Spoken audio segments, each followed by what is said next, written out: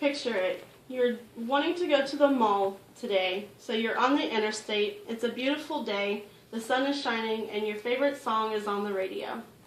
You signal for your exit near the mall. You get to the top of the ramp, and you see traffic going the wrong way. It's alright though. You've just encountered your first diverging diamond interchange, also known as a DDI. There are many benefits to using a diverging diamond interchange, and today I'd like to share with you those benefits and also how to navigate one. First, there are many safety benefits. The DDIs create fewer conflict points where it is more difficult for traffic to have accidents. Conflict points are usually where cars can collide, and there are many more of those in a traditional DDI or in a traditional interchange than there is in a DDI. Second, there's also better distance sight at turns. In a traditional interchange right now, when you're wanting to turn left and there is a car in the left turn lane on the road that you're turning onto, you can't often see around that car unless you're in a very large truck or an SUV. The DDIs make the turns more of a free turn, so you are better able to see. It also makes it more difficult to drive the wrong way up the up ramp or down the down ramp.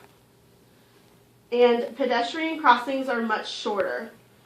In a DDI, they are in the middle of the road in the medians near the stoplights, whereas right now they'd have to cross many lanes of traffic. There are also operational benefits to using a diverging diamond interchange. The turns left and right are both called simple or free turns, meaning that they don't encounter a stoplight or a stop sign in order to turn left or right. It also increases the left turn capacity. Right now, in a traditional interchange, the stoplight is at the top of the up ramp. When you're wanting to turn left, you have to stop at the light. Whereas in a diverging diamond interchange, you go up the up ramp and continue turning left in this entire lane until this stoplight becomes the left turn lane. There are also many cost benefits to using a diverging diamond interchange. The costs are significantly less in a DDI than in a traditional interchange or in a cloverleaf interchange. It costs less because you can use your existing infrastructure if you are trying to retrofit. You don't have to expand the bridge to accommodate more lanes of traffic. You can instead use what you have and create more free-flowing traffic with the crossover feature. Also, construction time is reduced because, again, you're using your existing structure. Also, land costs are reduced because you require less land, which means you need less right-of-way. Okay, so how do you navigate one?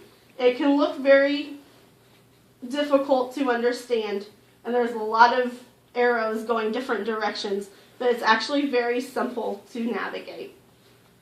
Your first feature is that DDIs feature crossover traffic at the stoplights. There are only 2 stoplights in a DDI, and that is the only point where they cross over. Once you're actually driving this, you don't even seem to notice that you're on the wrong side of the road because it's such a brief period of time that you're actually there.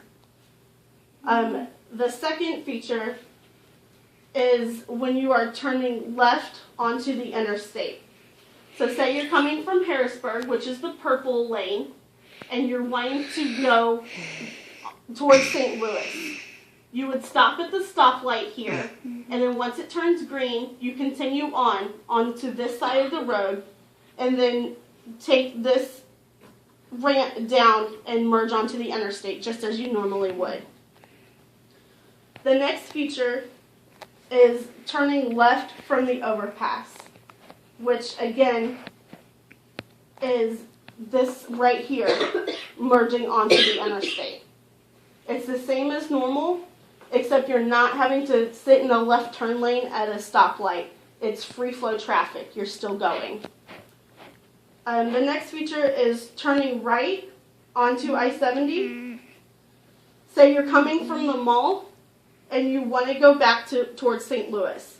You just take your right turn lane right here and continue going just as you normally would without having to encounter a stoplight.